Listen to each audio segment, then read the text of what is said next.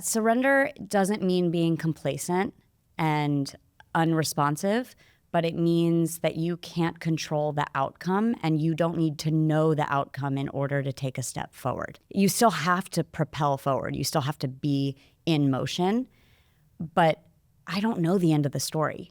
I think our whole world right now is forcing us into this stressful fight or flight state, and we're reacting all the time. And so surrender is learning how to simply respond, like take a breath and respond rather than just keep fighting against what's happening around you. An entrepreneur straight out of New York City, Michael Chernow. What's cracking?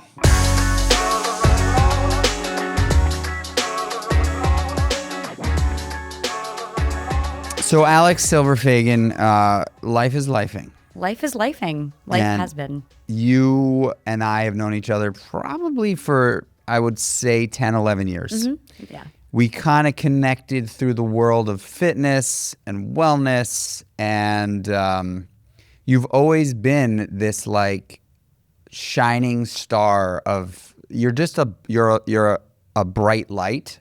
Every time I see you or I come across you on the social webs, you just seem like you're shining. And right before the cameras started rolling, we were talking about this last year in your life and how it's been crazy and incredible and nomadic, and the power in continuing to push. Mm-hmm. Let's just dive into that. Oh, sure. Yeah. Well, first of all, thank you so much for that wonderful introduction. I definitely feel not to have a lot of ego in the statement, but I definitely feel that there's a light within me and that it does keep me going, even in my moments that are super dark, which they have been, and I've been open about that. But this past year has been about surrender in a way that I didn't truly understand. And, you know, I chose to not have a home anymore. I was in LA. I had mold in my house and the LA fires happened. So there were actually reasons why I no longer wanted a home. But I also felt like it was time for me to leave LA. I had gone I'm from New York. So I had been here my whole career, my whole life. And I went to LA for an opportunity that was fantastic. I connected with a community that helped me expand in my spirituality, my sexuality, my play, community. But I was missing that. I was missing my professional creativity and the opportunity to share in the world. And I only know that now that I've come out of it. So I needed to go to LA to heal. And then in February, I put all my stuff into storage, and I came to New York. I went to Austin. I was out of the country in Italy. I was in Israel, came back here. And the whole year I had to keep like not only being present, but being able to respond to what was happening. So we talk about the power of now, right? But what about the power of now what? Now I'm here. What am I going to do next with this situation? And not in a way that's controlling, but I can only choose to be in this place and to handle what's in front of me and to allow the next thing to come through. And so eventually it led me back here to some incredible opportunities, and I needed to strip down my ego in a way that, you know, the last time we spoke, I had just come out of a mental treatment facility, which I was super open about. And I think my whole journey has been about how do I surrender and still offer my light to the world. So when you say surrender, I'd love to just unpack that a little bit. Like, what does that mean? Yeah, surrender doesn't mean being complacent and unresponsive, but it means that you can't control the outcome and you don't need to know the outcome in order to take a step forward. You still have to propel forward. You still have to be in motion, but I don't know the end of the story. None of us do. I don't know what the other characters are going to do. I don't know I don't know if something's going to break, you know, like if we're saying on set, if we're going with that analogy, but I can just respond in my world, in my little world, what's happening in my brain and the habits that I decide to lean into. And I think our whole world right now is forcing us into this stressful fight or flight state, and we're reacting all the time. And so surrender is learning how to simply respond, like take a breath and respond rather than just keep fighting against what's happening around you. You know, it's interesting, like as you're talking, the thought that came to mind for me, and I kind of put these two words against each other often because I think there's a massive difference between waiting and being patient, right?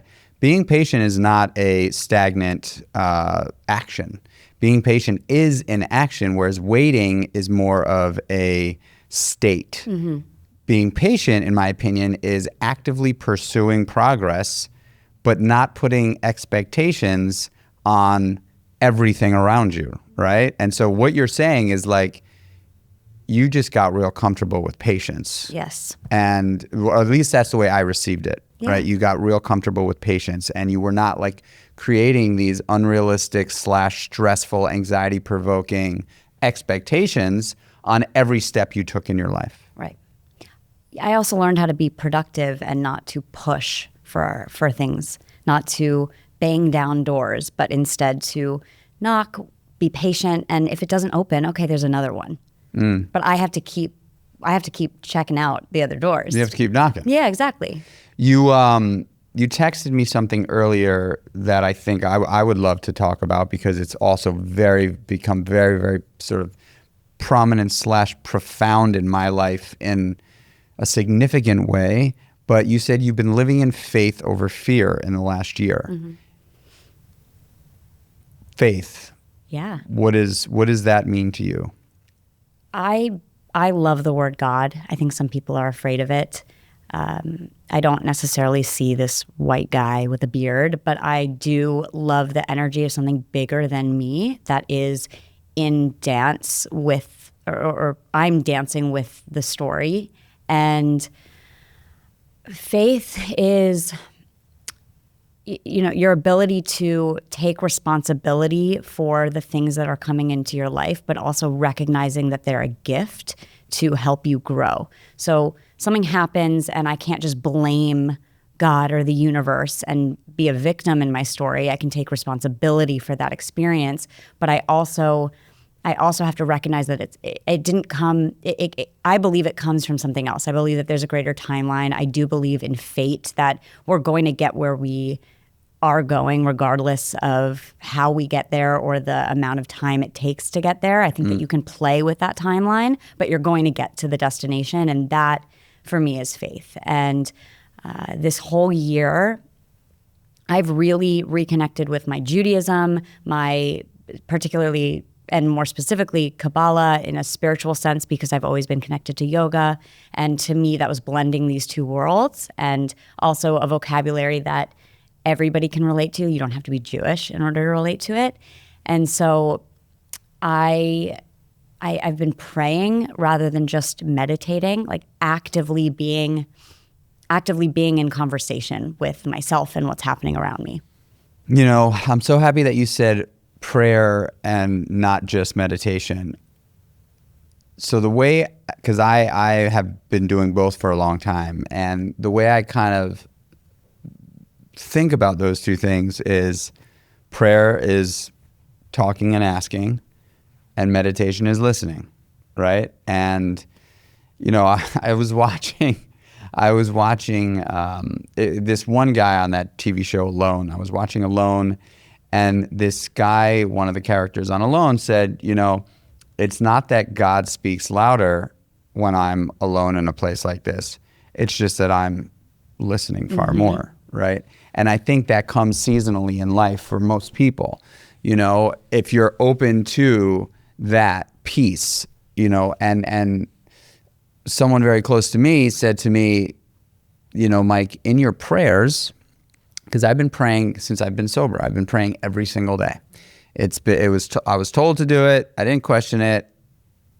I just did it, right? And it's become a massive part of what I think is my success story today, because it humbles me in the very, very, very early hours of my day to say, hey, I need help. Like, I just can't do this alone. And it's nice to know that you can take that practice, whether you believe it or not, you could take that and not put human expectations on it, right? Like human expectations, you're always gonna find a problem with the outcome. Yeah, of course. And well, if you've already designed the outcome. right.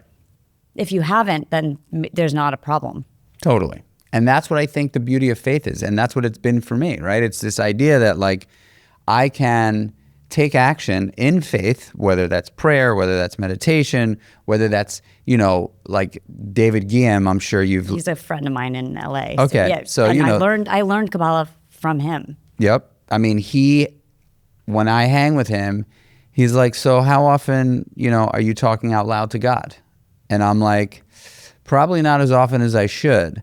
But like that is a way that like he says, he goes for a walk every morning with an AirPod in his ear so people don't think he's totally crazy.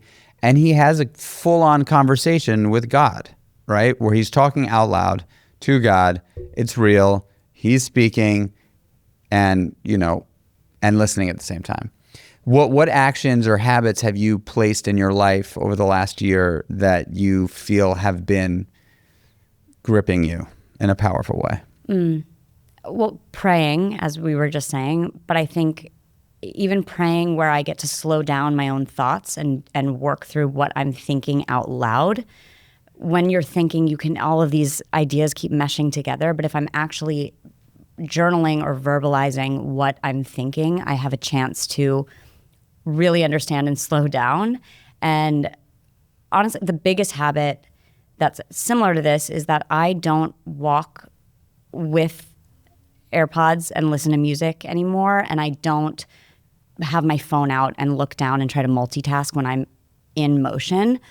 Especially being in New York, I find that the world is always hitting us with stimulus, and if I'm actually not present with it and in dialogue, then it actually feels very overwhelming. And I'm also not in the place that I'm in. I'm looking at my phone, I'm trying to respond to an email or text, or I'm listening to music. And I think then we're missing the point of where we are and where we're going and what we're doing. And you also can't multitask. Multitasking, technically, they did a study where it's giving you a dopamine hit. So it's similar to an addiction where I'm being productive, but you're actually just continuing to spike your cortisol, which is what this whole world is trying to do for us. And our habits are taking care of ourselves. Self-care is really trying to minimize all of those cortisol spikes, but it shouldn't be this extra, you should be doing self-care. It's like, this is how we should be living our life. We shouldn't be trying to be in like fighting off everything around us. It's how do we're not engaging unless we decide to, which another habit of mine is I try not to check my phone first thing in the morning because I'm in a dream state. I'm in this opportunity. I'm literally talking to God if we want to keep going down that path, or I'm in my own space, my own higher self space, or I'm just dreaming if somebody doesn't want to lean into the God theory. And then you reach for the phone and you're getting everything else that wasn't in your own field. Then you're all of a sudden you're in this flywheel of the world that is not, that maybe you're not prepared for yet. So my habit is slowing down. And I know it sounds so simple, but being present with this moment. I have yet to have a guest come on the show and say, gosh, the phone and the email is just, it's just such a great addition to life, right? Like, I don't think anybody in today's day genuinely would say that. Like, honestly, unless you're maybe Mark Zuckerberg would say that, Sure. But I bet you even him would be like, this is a problem. Like we are in a constant state of reaction, right? We are in a constant state of cortisol at a high level, feeling like we're not doing everything we need to be doing. We're constantly catching up. You write one email, 7 people are copied on it, 3 come back. You compound that over the course of a day, you've got 100 plus emails that you are supposed to respond to within a 10-minute period of time, because those are the expectations that we've now set upon ourselves. But think about 50 years ago, if you wanted to talk to somebody, you had to find a phone. You had to write a letter. Yeah. Right? Like, there's no doubt. You were also responsible for showing up somewhere. Right. We now don't even hold ourselves to that standard. Like, I can just cancel if I want. And also, like, be there virtually, right? That's why I refuse to do this podcast virtually. I'm glad we're not doing it virtually. Yeah, well, it's you know, I know that when people ask me to go on their podcast and it's a virtual one, 9 out of 10 times I'll say no, because, well, for a long list of reasons. But one is because I know that I'm just going to fit it in between my meetings. Sure. So if I've got a 45-minute slot in between meeting with Joe, my SaaS guy, and Victor, my GM, I'm like, let's just slip it in there, you know? And like, I'm still thinking about my conversation with Joe and thinking about what I'm going to say to Victor while I'm on a podcast, you know? And we're also missing just an in-person human connection. I do believe that there's energy that's shared. There's dialogue that happens in body language, in just sharing space that you don't get virtually. Through a computer. Yeah, and I've done virtual classes and teaching for nearly my entire career, and I do see the magic in that, and being able to speak to one person while they're in their own space, vulnerable, and there's more opportunity, but we are wanting to be in connection and together and in person again. And there's less opportunity to react when you're still with people. Like there's almost this mirror that's held up for you. Mm-hmm. And so it's easier to respond. I am just fearful that this is not going to end and that it is going to continue to not only progress, but the progression of technological advances is the regression of human condition. Yes, if done in a way that is where you're giving all your responsibility and power to that technology. Like ChatGPT or Claude, which, by the way, I switched to Claude recently and I highly recommend. I really enjoy it. What is it? It's just a different processing tool, but it's a little bit more interactive, which is what we should be using these tools for. So I found that when I was using Chat, it would give me something, and then I would take it, but I wouldn't I would maybe change it separately, but I wouldn't explain what I was doing or changing, and I would send a response like, wrong, do this, react, which was quite mean. I'm sorry to Chat. But now, like, I know I did say please, but I was very quick with some of my responses. And now I actually, if you put in ideas and then you're given something back, engage with it. Like, actually read through it, explain to the processing tool what you liked, what you didn't, so that there's actually there's a dialogue, and it can then support you, and it can expand your ideas into places that you didn't even realize. But if we're just relying on these tools to do the things that we know how to do, or we think that we don't want to do anymore, then it's a regression. You know, I think not everybody thinks about it the way that I do, but I hope that they can. Well, no, I think that's an intelligent way of looking at the tools that we're given today, Sure, right? Yeah. I believe that because I no longer live in New York City and I live in rural New York, and I am exposed to the nature a lot. Yeah. Like, you know, every morning I walk through the woods. Like at most nights, like we have a fire at our fire pit, you know. I want to come over. I'm just telling you that I don't walk around fearful of this literally. But when I sit down with people and talk about like the problems that we're faced with in today's current climate, it has all to do with overstimulation and the lack of boredom that we experience as human beings. And I think, you know, Chris Williamson, the podcaster, right? He just shared about his health journey and how he's been going through an enormous amount of health issues. And he and I have a very similar story there. I'm in a Lyme disease flare-up right now. And I've been dealing with shit for the last couple of months, but really for the last like 5 years since I found out that I had Lyme. All sorts of health things have shown up for me. But I was like, of course, scrolling through Instagram this morning on the train, and someone had posted a interpretation of what is actually happening to Chris. And it's less about the mold toxicity and the Lyme disease, and although those are all real for him, it's more about just the absolute burnout. Yeah. The absolute burnout, and not being able to like, or feel comfortable saying that you are, as a successful person, taking a fucking break. Like, it sounds to me like the last year of your life was a good long break. That is 1,000% true. Yeah. And I didn't want it. I was so resistant. I was terrified, but it was a massive break. And I do want to go back to just being in nature, because for me, that is a habit that's very important. And it's what I'm struggling with, being back in New York versus being in LA. Although LA didn't really feel like nature to me. Like, I need to be laying in grass, honestly, preferably naked. Like, I actually want to be just outside.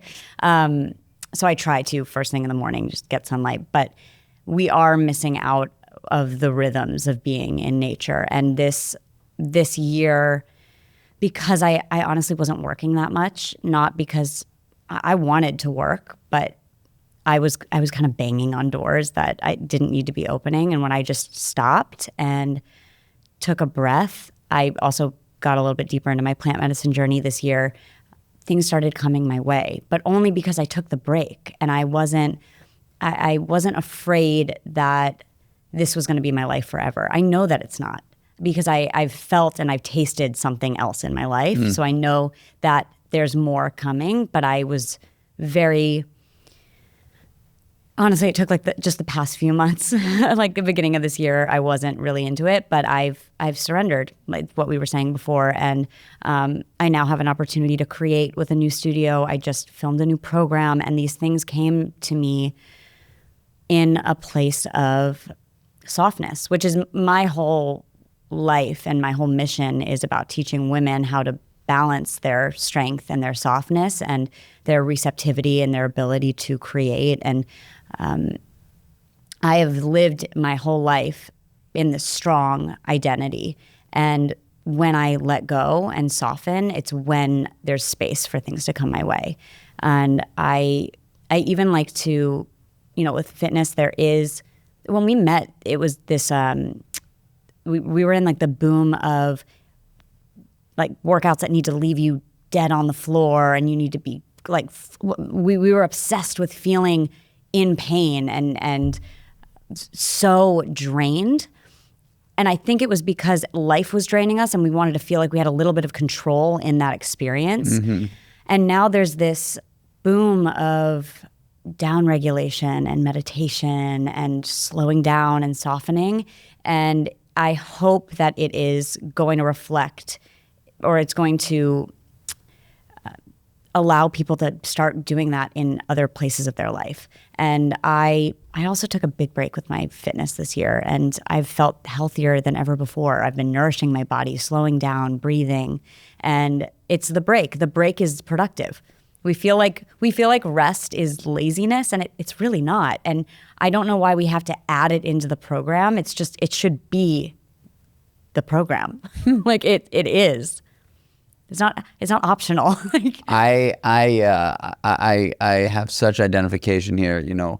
I am definitely one of those people that for years, the better part of 20 years, has pushed my body to the brink, needed to feel completely laid out on the floor after a workout. If I wasn't nursing an injury, quietly, I'd be like, maybe you could have gone a little harder, like, oh, you didn't blow, And I have really, truly, and obviously some health complications that I've had over the last couple of years has allowed me to come closer to this conclusion. But I have no interest in training for you anymore. Mm-hmm. Right? Yeah. And for years, even though I probably wouldn't have admitted it then, I trained for you. For you. Like, that's a fact. I wanted to take my shirt off and feel like you thought right. I had my shit together. And I'm a fit guy, running business, being a father. Like, that was it. Now, I still want to be the fit dude, but I also know that, like, I just don't have to go as hard at all. Mm-hmm. And, I've even given myself grace where, like, waking up early in the morning is really important to me. I do believe that waking up early in the morning gives you an opportunity to get things done that you would feel potentially selfish doing later on in the day, right? In place of spending time with the people you love, right? Like, if instead of spending time with the people that you love, maybe it's your family, maybe it's your good friends, whatever it is, if you're like sitting in front of the red light or like, in the sauna for 45 minutes when you could be sitting at the breakfast table with your wife and kids, like, right. What maybe priorities, yeah. Right, and also what's going to nourish you. Like, we don't even remember that. Totally. And also really what I kind of uncovered was, so my point is that I sleep now till 6:30, and that's a season that I'm in, right? I always, for decade plus, was up at 5 a.m.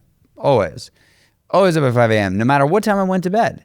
Now, I tend to go to bed early, but still, like, if I went to bed at 11 o'clock and woke up at 5, that's giving myself 6 hours of sleep. Chances are 6 hours of sleep, I'm not performing at my best. If I'm not performing at my best, not only does it suck for me, but it also sucks for everybody around me. So instead of like being like, no, I'm the rise before the sun guy, I'm like, fuck that. I'm not gonna red light and sauna and cold plunge and do all those things in the morning.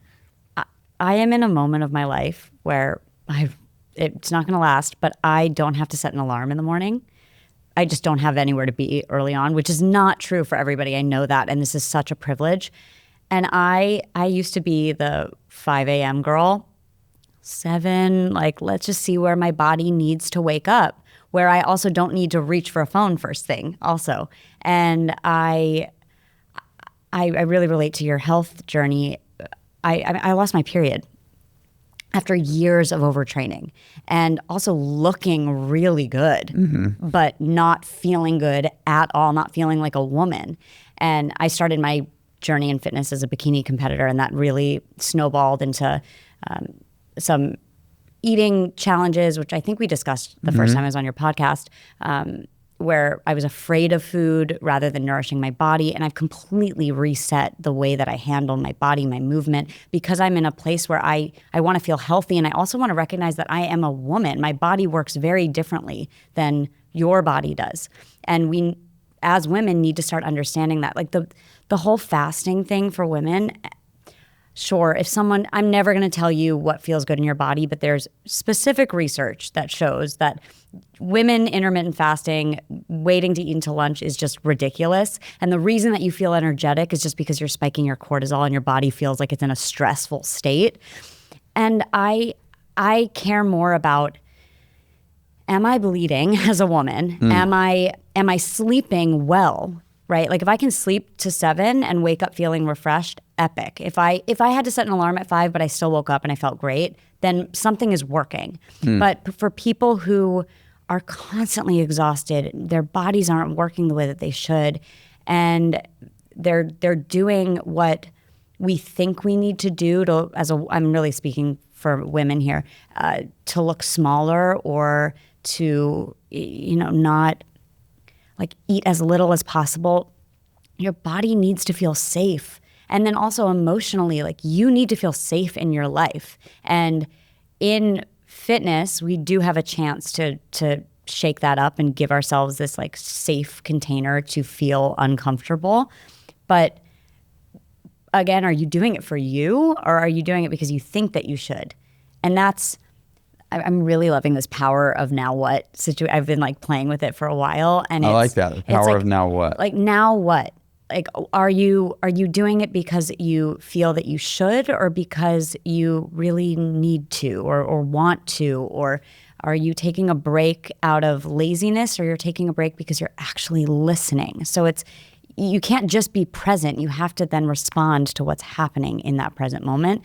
And a lot of people aren't doing that. They're not responding in a way that nourishes themselves. They're responding in a way that they think others will respect them.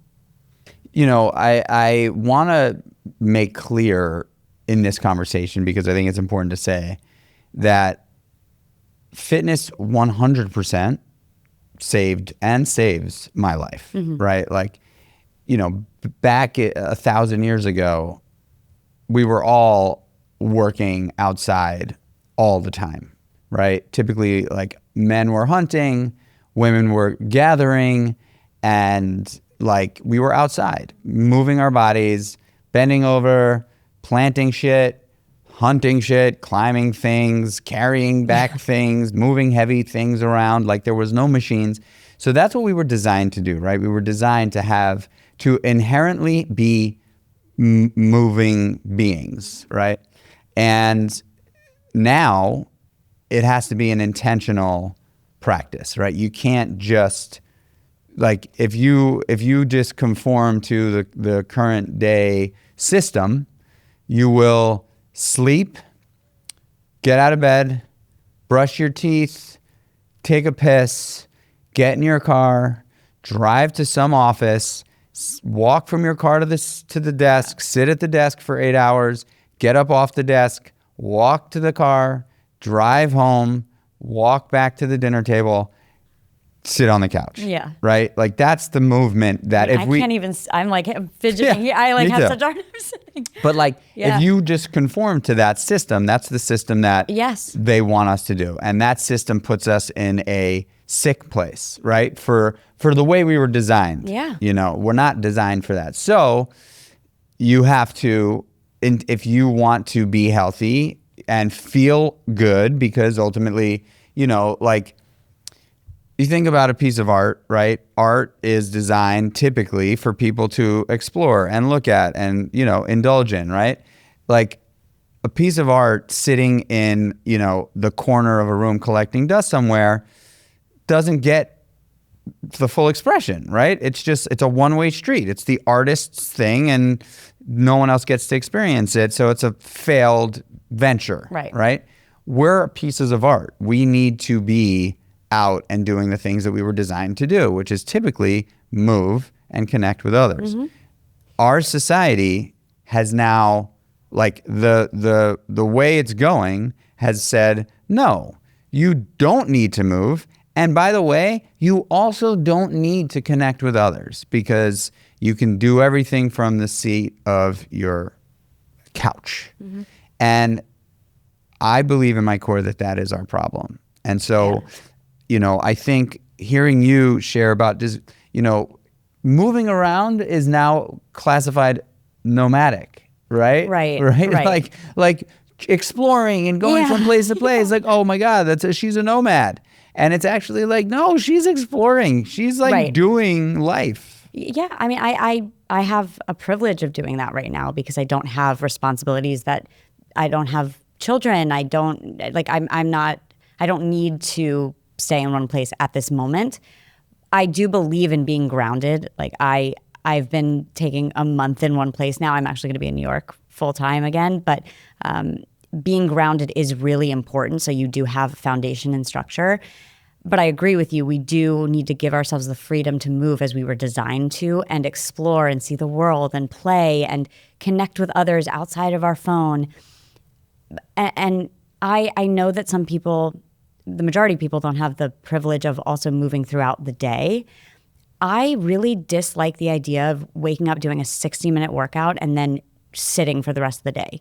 I actually think you're still missing the point, where what if you do a little here, a little there? You go dance, you play. Like I've started going to dance classes, and it's not for a workout. It's for expression. It's for movement, a different way to move my body. And we don't nurture just movement, period.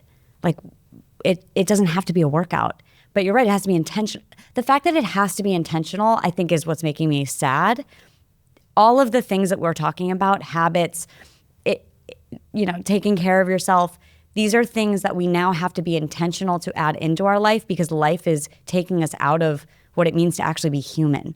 Like we're moving so far away from the things that are so easy. Even all these biohacking tools, they're actually just simulating the earth.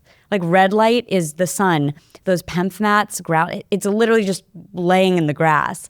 And so if you can actually just start to adopt habits that get you in the mode of being human again without them being so special to your self-care and just being a part of who you are, then I think you'll just feel better and move better, and then life happens. And I had that's what this year was for me. Like I really got to be human. I got to feel shaky. Like when, if we were hunter-gatherers and living in a place that we've built ourselves, it might not be that sturdy. And you have to have trust and faith in what you've created. And also, something might come around the corner. A lion might show up, and you got to know how to handle it. And this year was my opportunity to, in much more, there was one moment this year, I mentioned it before we started recording, where I was in a part of the world that was dangerous during a time that was dangerous, which was very humbling. And I'm being careful about what I say, because I'm trying not to be, I never want to be political in my conversations with others or how I present online, because I think that that's very personal. I think that the narrative can get very skewed. But regardless of where I was, what I was doing, or what was happening, I was in a position of true danger for the first time ever in my life. And prior to that experience, I've had moments where I felt like I was in danger, because either financial, or I was going through a breakup, or I lost a job, things that made me feel like I was going to die. And then when I was put in a position where I hope, God forbid, that no one has to feel this way, but that I actually felt, wow, I'm physically I'm in You're danger. really in danger. I'm actually in danger. Primal danger. Exactly. And I had to just have faith and do what I can. And when I left that environment, I realized all of these moments where I am so scared, or I feel like it's the end of the world, or, I'm in the darkest hole of my life, I know I'm okay, because I have I'm very privileged. There are people in the world who do have this experience regularly. And I think it's important, if you do have the privilege to be safe, to recognize that, and to breathe, and to not be in that things are not the end of the world. Your text from your boss is not the end of the world. And if you can manage that, then we can start to actually get back into being human. God is real in my life. Ditto. Real in my life. And I've had a number of conversations, more so recently than really ever before in my life, about God. Like God is really showing up in very profound ways for me. And I'm not afraid to share about it. Whether you believe or not is totally up to you. I got no judgment. But I will say that struggling, suffering, is when most humans reach for God, right? And I believe that is done intentionally. Yes. Like without this suffering, we're not necessarily in a mindset of faith. And when you go through suffering and you take the opportunity to say, okay, now is a good time for me to ask for help, you just turn the volume up on your faith barometer, right? Like it gives you an opportunity to say, okay, wait a second. So when that was really, really hard, and I did not feel like, I felt like I was brought down so far, down to my knees, to be like, okay, God, like I need a life raft here. And you end up getting through it. You now know. You could say, oh God, that was coincidence, or, I'll use an example as, I feel like we're having a conversation here, right? Like I hope it's a conversation. Yeah. Sometimes I feel like if I talk too much, I'm. No, but you're good. I talk a lot too. But so Lyme disease is something that I've struggled with since 2018. Yeah. So in 2017 really is when it really came up, and I was diagnosed in 2018. I get a Lyme flare up if I'm under an enormous amount of stress, or if the weather changes. Typically, that's when I start to feel it. I feel it in my heart. I feel it in my organs. I feel it in my joints. I feel it mentally. I start feeling anxious more, and so like I had surgery on Wednesday last week, and that surgery just kind of like wham, just kicked up my Lyme, kicked it up hard. And so I shared about it, and I have an amazing, awesome community and audience that have been like super supportive. I've got hundreds of DMs from people offering, solutions that they've experienced. And anyway, I was talking to this guy, and I have been really talking to God recently, like really talking to God and being like, God, I not only have faith in you, but I really want to have a deeper relationship. Like, it's been a one-way street. I have been really talking a lot for 20 years. I've been asking, I've been talking, I've been asking for prayers for others. But I really want this to be reciprocal. Like, I want to hear your voice. I want to feel that I'm not just constantly asking and talking. And so I'm on the phone with this guy, and he's, random dude. Never met him before. He was introduced to me from a friend who follows me on social media. And he said, you got to meet this guy. He's been all over the world traveling to try to find Lyme solutions. And he's come up with some really, really great modalities that have helped him, and therapies. Anyway, I meet this guy, speak to him. He's like, look, I've spent over $500,000 over the last 5 years, like trying to figure out ways to feel better. And there's this one thing that's really changed me. And he told me what it was, but he didn't tell me about the person that he was going to introduce me to. Okay. And so he introduces me to this guy, and it's this old man, 76 years old. And I call him up, and I'm like, hey, I'm friends with this dude, Justin. He said to give you a call. And the first thing he said to me was, nobody calls me unless God puts them in my path. And I was like, okay. And he's like, God sent you to me. And I'm here to help. And I was just like, I could take that as I'm calling some, crazy Christian dude who just says that to everybody. Or I could say, holy smokes, like this is my answer. This is God talking back to me and saying, hey, I'm gonna connect you with people that are going to help you. Yeah. What if we started to look at every person coming into our life as being sent by God, and that every opportunity is sent from God while you're in this dialogue and relationship with God? I was thinking about when you mentioned a life raft, there's an analogy of someone's stranded on a boat, keeps praying for God for an answer, for help, and someone comes with a life raft. He's like, no, God's coming. Another one, God's coming. The life raft that is being delivered to you by this person is God. These experiences are God. If you want to be, I also agree with you. I think that if you don't believe in something, what do you believe in? And for most people who don't believe in anything, I think there's just confusion there. They just don't want to, or they believe in nothing. In nothing, right.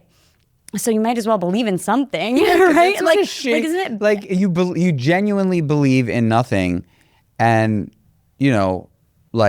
that, in my opinion, is just lame. Yeah. Can I ask you a question? Yeah. How do you nurture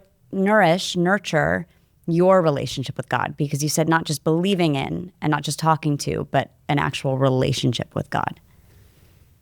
So what I've been doing recently is I've shifted my prayer around. So I still pray, and the first thing I did was, instead of asking God to remove things from my life, I've asked him to add things to my life, right? I always thought that if I asked God for things, that was like kind of selfish, right? It wasn't being selfless in the act of prayer. It was like kind of selfish, right? So I would always say, God, please remove my fears and my insecurities, my character defects, my character assassinations, my wrong thinking, my rationalizing.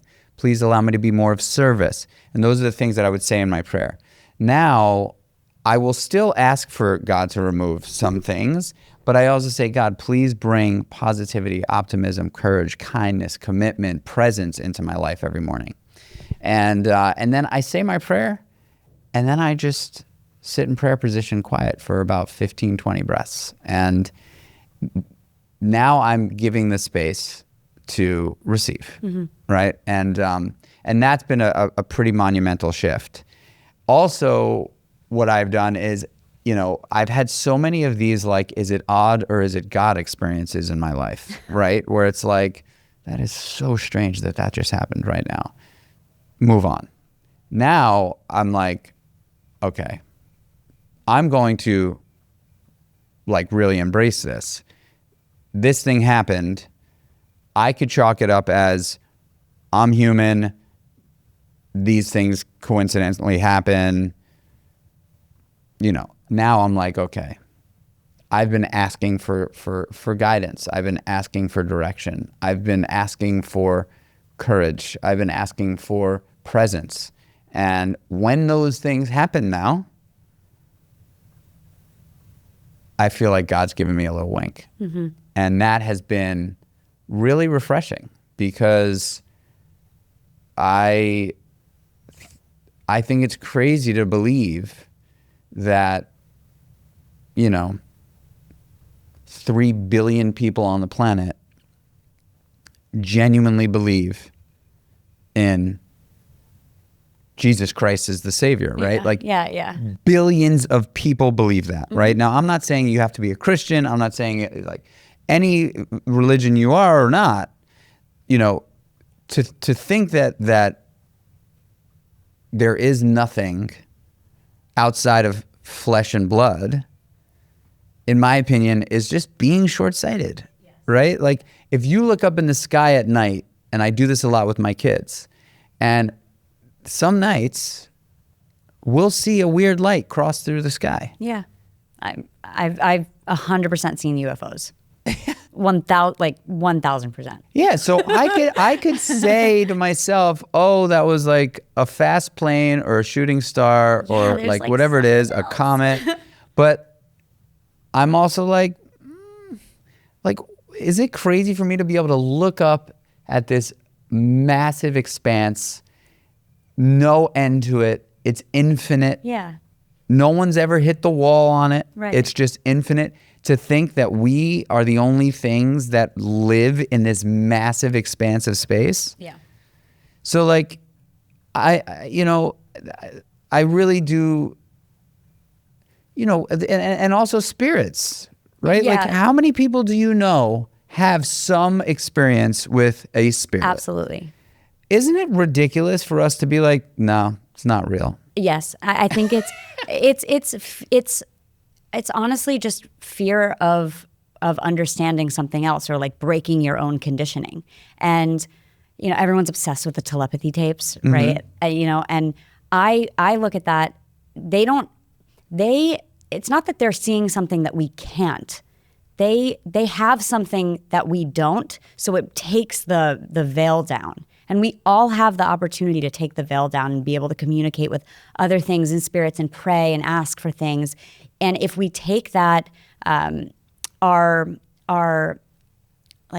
ego down, or we take our disbelief down, our just any sort of hesitation, then we're able to actually do some pretty crazy things. And they're not crazy. They're actually just, we're just so blocked right now. Well, I also think, like, if you really kind of look at it, it's in the telepathy tapes, for as an example, it's not that they have something that we don't have. Right, exactly. It's that we have been molded to believe that the thing that they are experiencing isn't real. Right, right. So after, and that's why I love my kids that go to this Waldorf school. Like, my kids, my son is in 5th grade, and my older son's in 5th grade, my younger son's in 2nd grade. And they just started, Finley they just started giving him homework just this year in 5th grade. They gave these kids arts and crafts and plays and puppeteering and real hands-on knitting and woodwork and everything that you can do creatively before they started introducing academics. That's and right. Why? Because from the ages of 0 to 7, you really do generate the concrete that is poured as the foundation of your life existence. Yes. What you believe. And if you are, in my opinion, and you and I grew up in New York or, around New York, when school gives you tests in kindergarten that says, if you don't remember this on your test, you're not good. That's just fear. You are now just putting your and you could say it's a way to prepare you for life. But let me tell you something.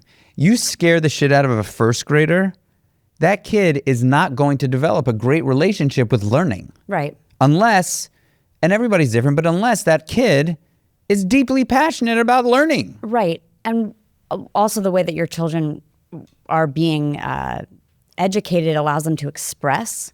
And we don't know how to express ourselves anymore, which is the problem. Like, we are, as adults, we're now trying to unlearn how to be adults and how to go back to being kids and play and community and create and dance and paint. Like, where is that, and why is that an extracurricular when it's actually the basis of, again, being human and expressing ourselves? I find there's this guy I live in Brooklyn, and there's this guy by the water, and he's known as the Screamer. And it's sad, he lost his wife, but he goes out every morning and he screams, and people think it's crazy. I look at that and I'm like, that is a way to process your grief. Like, that is a way to express. He's also not doing it inside where, inside voices. He's doing it in a place where it's actually fine. And we look at that as, oh my gosh, like, cool it, be quiet. We don't allow ourselves the chance to feel, to express, to cry. And when I was in a mental health treatment facility at the end of 2020, I'm very open about that experience. I think a lot of people should do it. A lot of people do have experiences like that. They just call it like Vipassana, or they go to their retreats. But it was a container, a safe container for 30 days for me to feel, express, and do whatever I needed to do without being told I was doing something wrong. I could have a temper tantrum. I could be rude, which I wish that I hadn't been in certain moments, but like, it was just what I needed to do to get underneath the anger. And it was okay. And when you tell a kid who's having a tantrum, you don't like, what's coming up with the big feelings. Like, let it out, let's feel, let's have a space to feel it, and then let's move on. If you just try to suppress those emotions, then that is why people are just so programmed of like, okay, wake up, do the thing, because they don't feel safe enough to do anything else. We're just taught that we need to be in a box and we need to be quiet. And if we're crying, stop crying. I don't ever want to be in a place where I feel like I can't express myself. And I also don't really care what people think anymore when I'm expressing myself. I'm not a screamer in the park, but if I needed to do that, I would find a place to do. I'd scream into a pillow. But I feel like it's our expression and our, like, we try to control everything around us and also who we are. And surrender is surrender to all of the feelings, all of the experiences. I had a conversation on my podcast years ago with a guy named Gino Wickman, and he is a very successful entrepreneur. He's created something called the EOS, the Entrepreneur Operating System. Cool. And this guy I read his books. I looked at him as like this, like, you know, sort of mountain of a man. And I got him on the podcast, and he said, I take 150 days off every year. And I was like, It's a lot. It's like half the day, half the year. damn. I was like, how, you know, in my mind, I was like, you know, first thought, like judgment, like, oh, he's obviously, And yet you know, he wrote maybe he was a rich kid or something. Yeah. You know, like that's my first thought. And then he broke it down for me, and he was like, you know, because I was like, okay, well, let's unpack that. I want to understand, how can I do that, you know? And he was like, well, I take every weekend off. So that's 104 days right there out the gate. I don't work on the weekends. I didn't even know that. Yeah. So 52 times 2 is, you know, 104.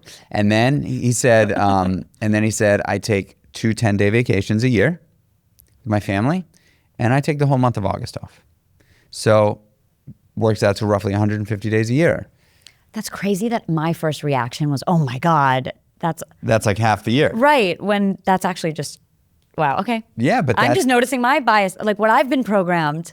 Totally. And so when he said that to me, that was like 5 years ago. And I'm telling you, something clicked in me to make me want to start drawing thicker lines in the sand. Yeah. Right? Where I was like, I can have a really good balanced life, you know? And now living in upstate New York for the last 5.5 years. So nice. Like I have gotten a taste of this slower lifestyle, balanced life. And I would not trade it for anything. Like I have so much work to do still, right? Like, and I don't mean work in building businesses, because that too, but I still have so much work to do on like the calibration. But you know, Yeah. there is a light at the end of this tunnel. And I know that specifically the younger generations are seeing this, right? Like, you know, people are saying that, you know, alcohol is down 40%, you know, across the board, right? And you can say, yay, like that's great. But really what's happening is people are not drinking as much because they're not going out as much. Right. And they're not connecting as much in a bar because they're connecting on a phone. Yeah. And marijuana has now become legal, and a lot of people have just also gone to marijuana as opposed to alcohol. Yeah. We've the addiction, the dopamine has just transferred to something else. Right. It's, you know, the whole success is really working less.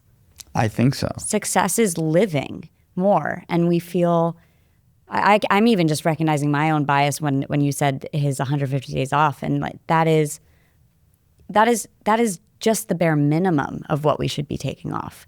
And also, I don't even know if it's like, are we taking off from something, or is it we just are being more conscious of of other people's access to us? Because I don't dislike my work. I love what I do. I love sharing on social media. I love teaching. I love creating. I love connecting with other people. So I don't necessarily need to be taking off from working. But for me, the time that is just where I can sit and be alone is the off. And the off is turning on. Like we get to turn on and listen and be in dialogue with ourselves, with God, with the earth. For me, relationship with God is being outside. Like that is where I feel. Is it taking 150 days off, or is it taking 150 days on? That's right. Right. And just with yourself, where you get to choose who you are in relationship with, like you're with your family, and rather than having your phone open where we feel this pressure that everybody has access to us at any moment. And if we get a message, we have to respond immediately. We don't even have to do that. Like that is a chance to also take on. Just imagine, but just like, this is such a great way to finish this thing, right? Like, I feel like we can go for hours, but we should finish. I guess. But we have been tuned to think that a day not working is off. Correct. That is fucked up. It is. I'm It taking is. the day off. Like when the light switch is off, Right. you can't see. Yes. Right? Like, no. Like you're actually taking the day on. Correct. And Oof. my I just got gosh, chills. we gotta coin that. Yeah. That's yeah. real. That's real. And Alex, this is such a fun conversation. You know, like I do feel like you and I could probably go on and on and on for hours and hours. And it's so much fun to have you back on the show. And I'm so happy to hear that you're back in New York and you're feeling refreshed after a year on. Yeah, baby. And it was hard, but that's part of the work. The work or maybe that's where the part of the dance. I'm like, I don't want to get away from that word, but that's okay. It's an okay word. Where can people follow along with you and your journey? Sure. So online, social media, Instagram is where you can find me. At Alex Silver-Fagan is my handle. I do have a program that might launch by the time this podcast goes out. I'm not sure, so I'm just going to say that there is a 12-week strength training program. It's called The Foundation that will be live, where you can do all the workouts that I do. There's kettlebell classes included, yoga flows, and that will be really exciting. So I'm happy to be able to push that out. And who knows what's next? I think this time on has given me a lot of new opportunity and awareness and faith in this journey. So yeah, thank you so much for having me back. I started my career when I was 23. I'm 33 now, and I have done many a podcast, posted many a social media, Instagram post, and sometimes I look back and I'm like, oh gosh, like who was I then? But I have a lot of respect for this journey, and who I was then was exactly who I needed to be. So that podcast before was exactly who I needed to be. And right now is exactly who we are. And so I just feel really blessed that I get to continue to have these little chapter markers, and I get to do that with you. You're awesome. Thank you. So are you. Wow. Oof. All right. I mean, Alex got chills. I got chills. I would love to give you the gift of rephrasing or reframing a day off to a day on. You know, when we are thrust into our work life, whether you are a self-employed entrepreneur or an employee, you know, chances are there is a system that we have to follow. You know, most people say in business, you know, without systems and processes, you're lost. And so that means that there is a guardrail in most scenarios when it comes to business, work, whatever it is. And when you take the day off, it means that you don't have to live within those guardrails necessarily. You don't have to show up at a certain time. You don't have to take the certain call. You don't have to be on a certain meeting. You don't have to leave at a certain time, blah, blah, blah, blah, blah. I actually think now, talking to Alex, and we covered so many different things, from God to ways in which we look at fitness, to the current day climate, and how we are sort of all filtered into this system of go, go, go, go, go. I think the day off should actually be the day on. And so I would encourage you to think about it that way. You are turning on when you are not at your third place work or second place work. This was such a fun conversation. It would mean the world to me if you shared it, post on social, text this podcast link to a friend, give us a 5-star rating and review if you enjoyed it. It would mean a lot to me. That is how we grow the damn podcast. I've been doing this for a long time now. I've been doing this for a damn long time. And I love it. And I want this to be a bigger part of Creatures of Habit and also my life, because I thrive when connecting with humans at scale. And this is a way for me to do it. And you guys get to reap the benefits of that. So give us a 5-star rating and review and share the podcast. I love you guys. I appreciate you for listening and subscribing.